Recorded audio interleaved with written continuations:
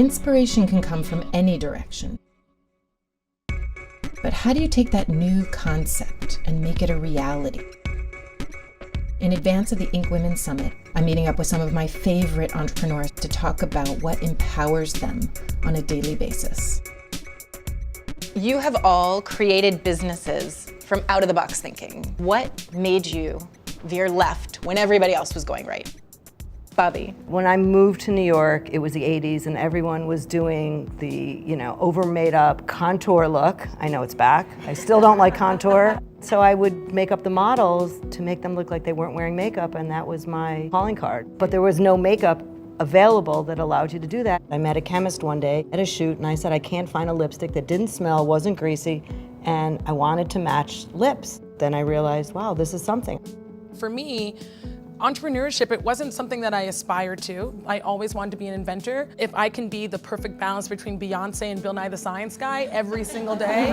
Now we're installing our technologies around different countries in emerging markets, turning everything from floors and roads to baby strollers into energy generating solutions. You guys both touched on this idea of identifying problems that existed in your life and looking at ways that you could shape an industry rather than looking at the industry itself. I started a fashion technology company with my co-founder. We had no fashion or technology experience. We knew what it meant to buy a dress for $1,000, wear it once, and then be photographed on social media and feel like you could never wear it again. Right. So we're like, well, that doesn't make sense. Renting dresses made sense. If you thought too far down the road, it could be easy to find all the why nots versus the how can you make this happen. I want to hear Angela's story, talking about how you are helping young entrepreneurs. So I started New Me, which is an accelerator for minorities in 2011. We focus only on the technology industry, which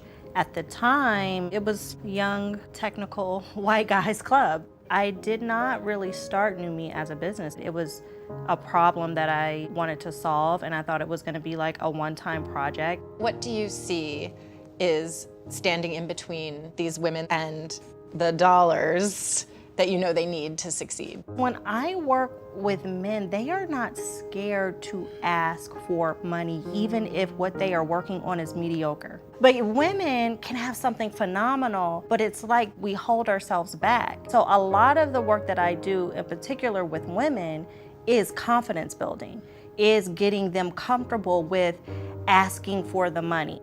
Priya, I want to talk about the impact you are having on actual people, helping them create wealth in a way that they've never even thought of before. Historically, financial planning has been reserved for the wealthy. And when I was working on Wall Street, my clients were old and rich, and all of my friends at the same time were wondering, where do we go for the answers? There's this completely underserved, kind of ignored demographic that we call Henrys, high earners, not rich yet. I so often hear young women say, I just want to be paid what I'm worth, but I don't even know what that means. And I very rarely hear young women say, I want to make a lot of money, right? It's as if we all sort of internalize this idea that the budget's not there. Research show that men are 4 times more likely than women to ask. So at Stash Wealth, salary negotiations come up. Set it as a goal though, and it has to be a very concrete goal. Like, I want to buy a $250,000 house in 3 years. So I want to get a raise, and let's back into what you need to do today to be on track. The flip side that millennials have to be very careful of is entitlement. For example, one kid said, I feel like I really need to make X. I'm like, oh, that's interesting. For this job, if you do all of this research, this is the highest you can get paid. And he's like, yeah, I didn't really think about what the job was. I just kind of thought, New York. What are you saying? I don't think women talk about comp and salaries in the same way men do. Women I advise, some of the most valuable help I give them is actually talking in a real way about what should you be making, but getting the data out there, that's hard, especially amongst women, because there are fewer women who are in leadership roles. I find younger women are much more transparent with their salary. And for them, it's not TMI, it's cocktail talk. And I think that lifting the veil is gonna get us all closer to equality. In The Big Life, I have an entire chapter devoted to the side hustle secret to success. How do you know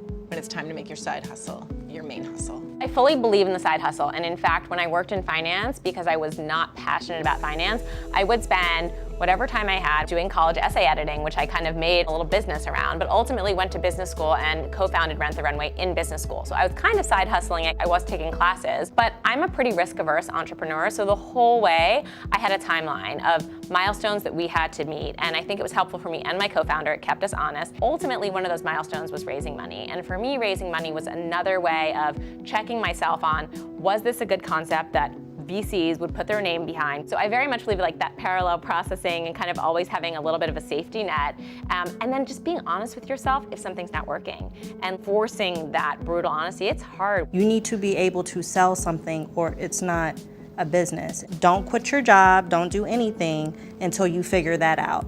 And then even after you figure that out, you got to do a deeper dive into the customer and try to find more customers like the ones who gave you $1. When I'm talking to young women, they will ask me, how do you get ahead in a male-dominated industry if you're a woman? The advice I always give is to forget you're a woman, right? That you are a person with a good idea, just say it. That was exactly the advice that I gave myself, was just to remember that you're there like any other employee and to speak up when you have a great idea. I did get called in once. My boss told me that my attitude with my colleagues was abrasive, and I wasn't sure if it was because I was a female. I've been in rooms with investors who are supposed to be investing in women and people of color and had the investor say, so who's the tech lead on this? I'm like, well, it's me. Well, who came up with this? I'm like, ask me a question first and see if I don't have the answer. And then all of a sudden they're just like, so did your father help you with it? Did my father what? I actually disagree that you should forget that you're a woman. Every single day I get up being like, Jessica, you are a black woman. You're gonna have to do 3 times as much to get half as far. Has anyone else besides me been called difficult?